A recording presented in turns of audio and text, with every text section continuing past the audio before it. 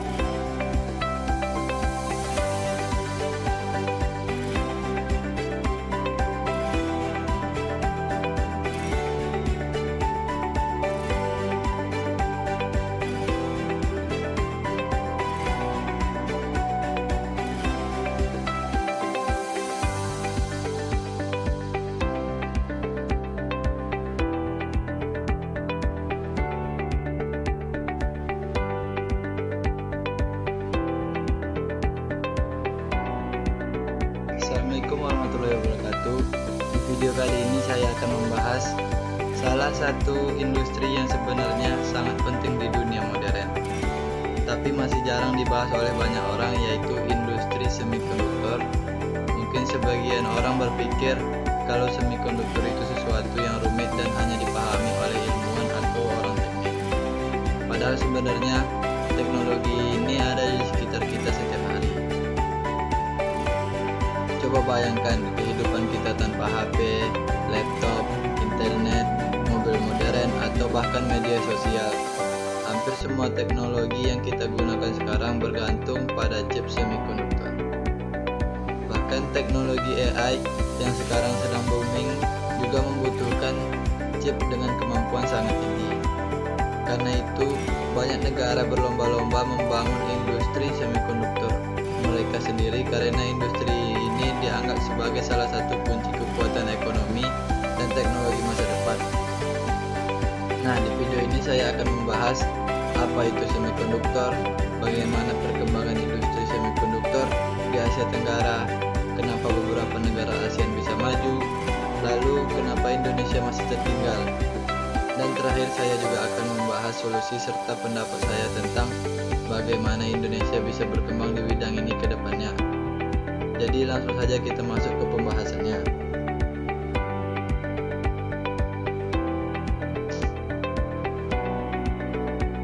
Apa itu semikonduktor? Pertama-tama kita harus tahu dulu sebenarnya apa itu semikonduktor. Secara sederhana, semikonduktor adalah bahan yang digunakan untuk membuat membuat chip elektronik.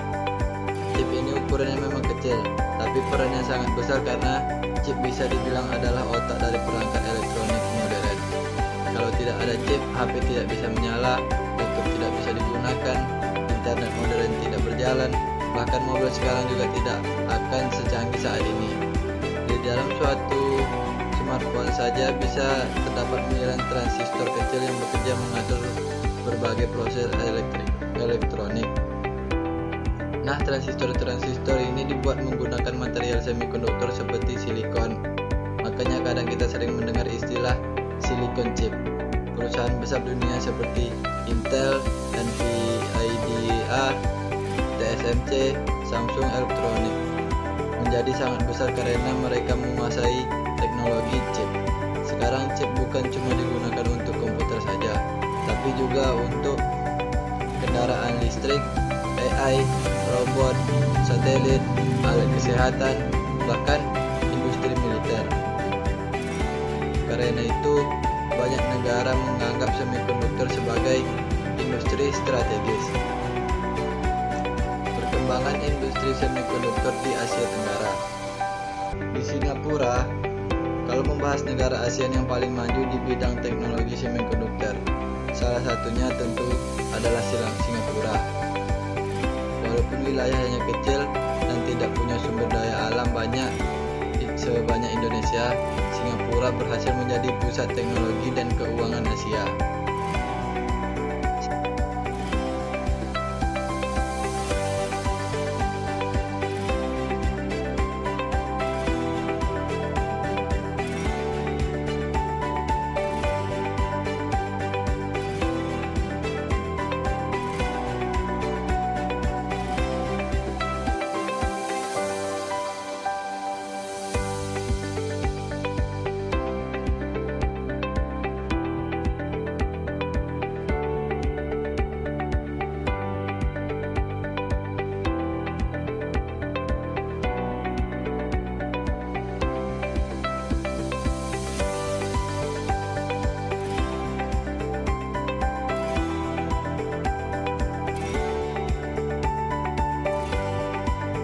Salah satu alasan mengapa Singapura berhasil adalah karena mereka fokus membangun kualitas SDM dan teknologi sejak lama.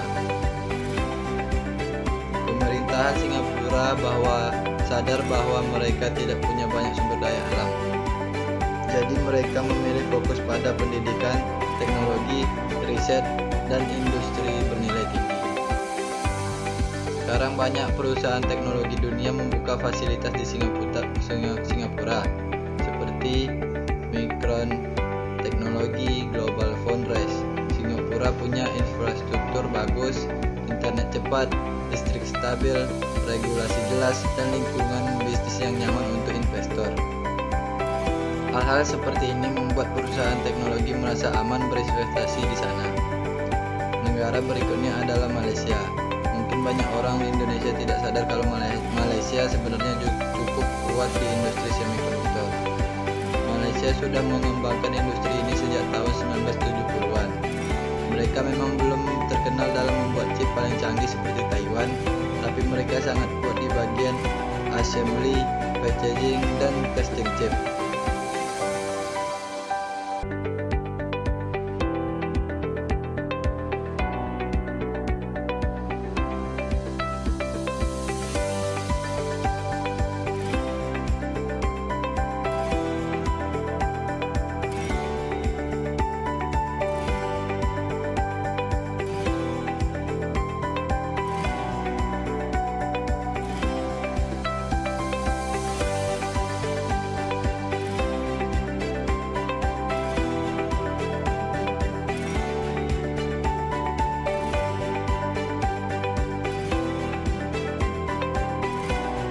Jadi setelah chip selesai diproduksi, proses perakitan dan pengujian banyak dilakukan di Malaysia.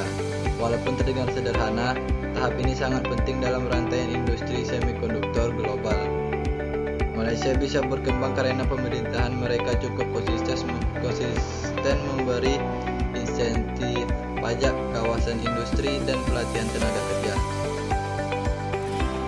Kemudian ada Vietnam. Vietnam beberapa tahun terakhir berkembang sangat cepat di bidang manufaktur. Teknologi banyak perusahaan besar mulai pindah atau membuka fasilitas di Vietnam karena biaya produksi di sana lebih murah dibanding beberapa negara lain. Perusahaan seperti Intel, Samsung Electronics memiliki investasi besar di Vietnam. Pemerintahan Vietnam juga cukup agresif menarik investor asing dengan berbagai kemudahan industri. Selain itu juga Thailand dan Filipina yang ikut masuk dalam rantai industri elektronik dan semikonduktor.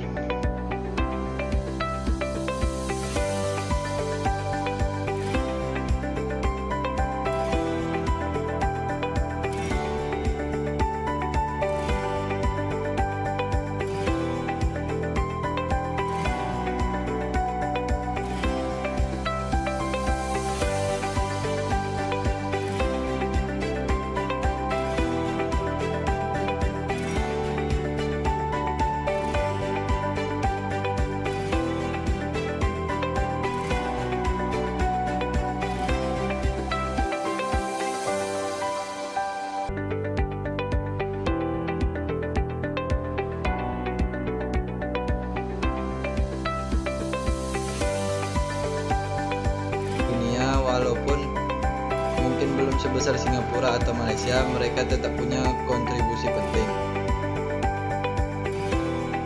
Nah, sekarang kita masuk ke Indonesia. Sebenarnya kalau dilihat dari potensinya, Indonesia sangat besar potensinya. Kita punya jumlah penduduk besar, pasar elektronik besar, banyak anak muda, sumber daya alam melimpah, dan posisi geografis strategis. Indonesia juga sedang berkembang di bidang digital. Penggunaan internet terus meningkat, industri AI mulai berkembang, kendaraan listrik mulai masuk, dan kebutuhan teknologi semakin besar. Tapi sayangnya Indonesia masih lebih banyak menjadi pengguna teknologi dibanding pembuat teknologi.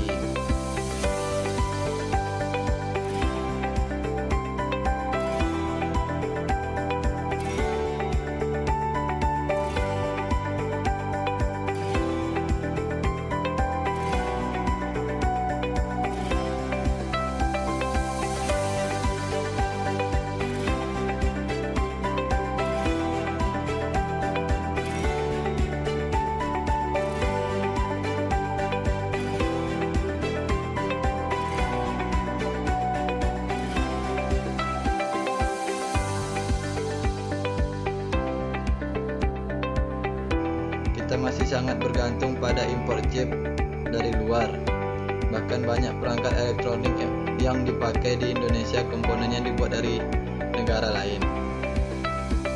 Indonesia memang punya beberapa industri elektronik, tapi untuk industri chip skala besar kita masih tertinggal cukup jauh.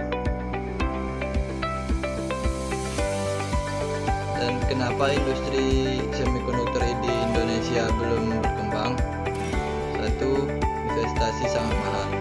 Alasan pertama tentu karena biaya industri ini sangat mahal. Untuk membangun pabrik chip modern, biayanya bisa mencapai miliaran dolar.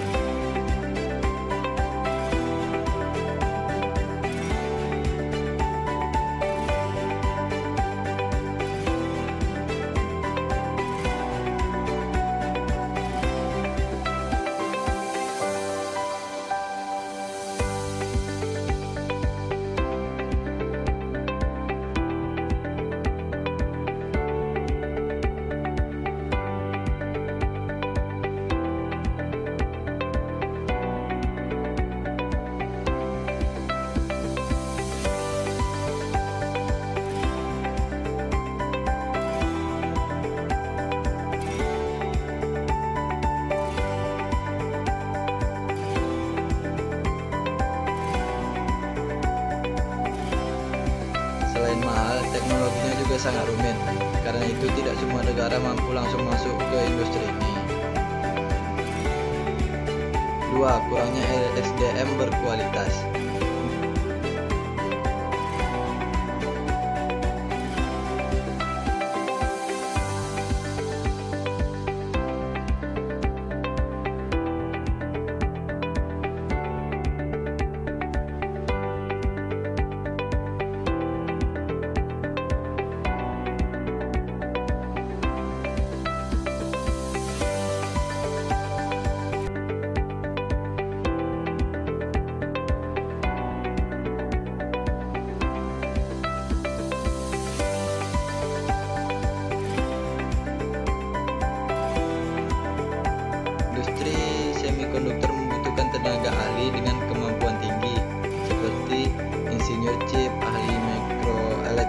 fisika, penelitian material, programmer, dan ahli AI. Indonesia masih kekurangan SDM khusus di bidang ini. Banyak lulusan teknik kita sebenarnya pintar, tapi ekosistem industri belum mendukung. 3. Riset dan inovasi masih lemah.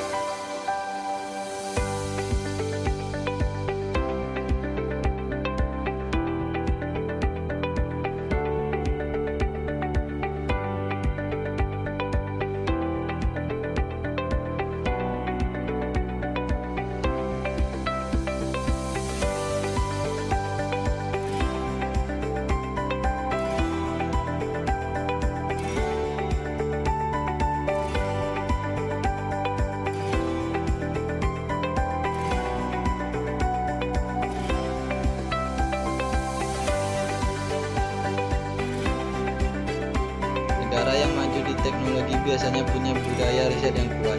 Sementara di Indonesia, anggaran riset masih relatif kecil. Kolaborasi antara universitas, industri, dan pemerintahan juga belum maksimal. 4. Infrastruktur industri belum siap.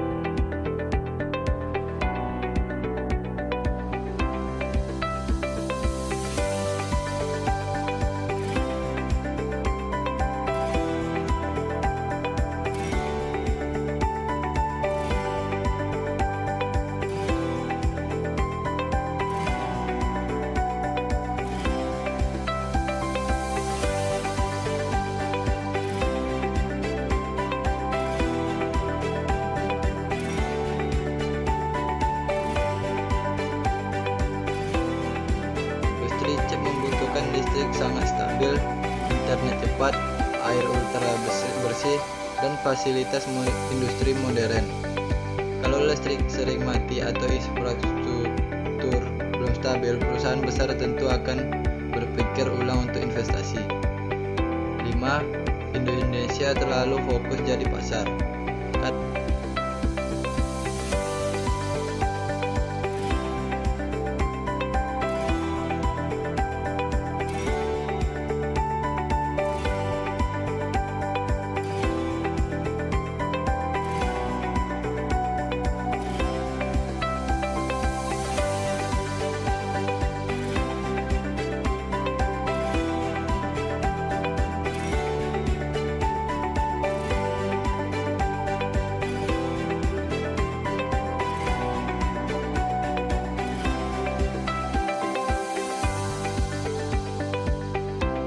Dan kita terlalu nyaman menjadi pengguna teknologi. Kita ramai membeli HP, laptop, dan gadget, tapi industri produksinya belum berkembang kuat di negeri. 6. Kebijakan belum konsisten.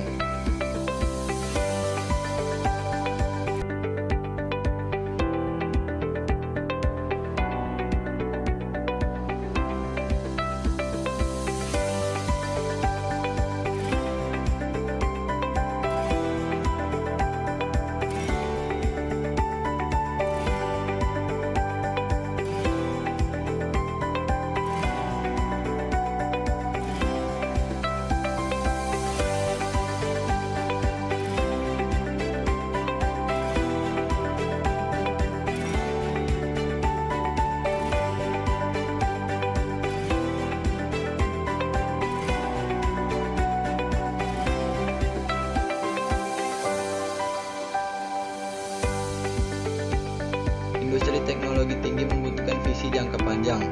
Sementara di Indonesia kadang program berubah ketika pergantian pemerintahan. Solusi dan masa depan Indonesia.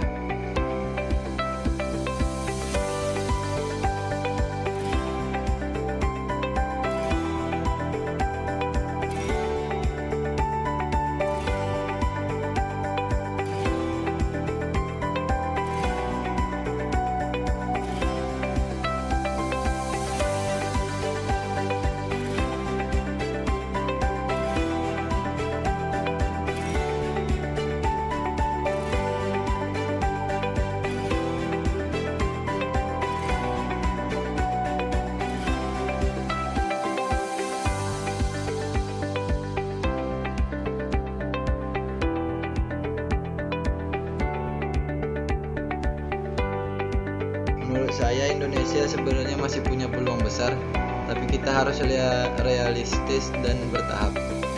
Indonesia tidak perlu langsung bersaing membuat chip tercanggih seperti Taiwan atau Amerika. Kita bisa memulai dari bagian yang lebih realistis seperti assembly, packaging, testing, atau desain chip sederhana. Kalau itu berhasil, baru perlahan naik ke teknologi yang lebih tinggi. Pendidikan teknologi harus diperkuat.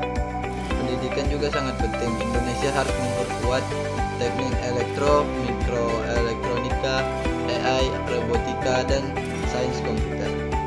Karena tanpa SDM yang kuat, industri ini sulit berkembang. Pemerintah juga harus serius membangun kawasan industri teknologi dengan pajak yang menarik, infrastruktur modern, dan regulasi yang jelas. Investor biasanya mencari negara yang stabil dan punya visi jangka panjang. Kerjasama dengan negara lain. Indonesia juga bisa belajar dari negara maju seperti Taiwan, South Korea, Jepang melalui kerjasama teknologi dan pendidikan. Anak muda di Indonesia juga punya peran.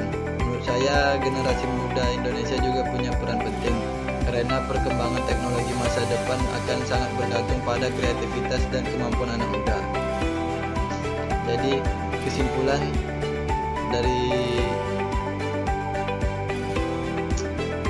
kesimpulannya, industri semikonduktor adalah salah satu industri paling penting di dunia modern. Negara Asia Tenggara seperti Singapura, Malaysia, Vietnam berhasil berkembang karena mereka serius membangun teknologi dan industri sejak lama. Indonesia memang masih tertinggal, tapi sebenarnya kita punya potensi yang sangat besar. Kalau pemerintahan, industri, kampus, dan generasi muda bisa bekerja sama, saya yakin Indonesia juga bisa berkembang di bidang semikonduktor di masa depan. Mungkin tidak instan, mungkin butuh waktu lama, tapi semua negara maju teknologi juga memulai dari langkah kecil. Terima kasih, sekian dari saya. Wassalamualaikum warahmatullahi wabarakatuh.